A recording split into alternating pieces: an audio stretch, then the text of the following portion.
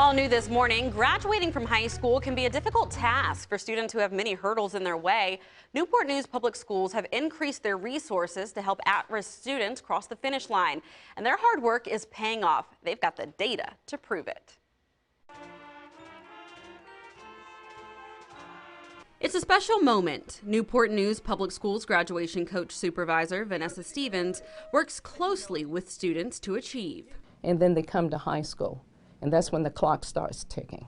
It's a race to beat the clock, and Stevens says they've cracked the code. Newport News Public Schools graduation rate increased to 95.8% with the class of 2022.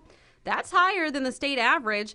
They've come a long way since 2008, when the graduation rate was 72.9%.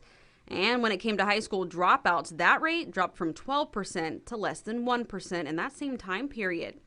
It's an extra impressive feat when you think about the hurdles the class of 2022 faced: unexpected school closures and adapting to virtual and hybrid learning. But I would like for every child, when they walk out of the school, understand that they received a quality education, and then people in the school cared about them. So what's the recipe to their success? Stevens says NNPS began a layered approach by bringing in graduation coaches. Every school has an attendance team that meets every week, and perhaps one of the most hands-on pieces to the puzzle: at-home visits.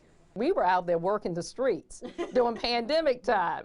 When they said, like, oh, where you met, we call them porch visits. We were still doing those visits because we didn't want to lose our kids. Stevens says each student comes with their own unique story, and the resources they provide have to fit that.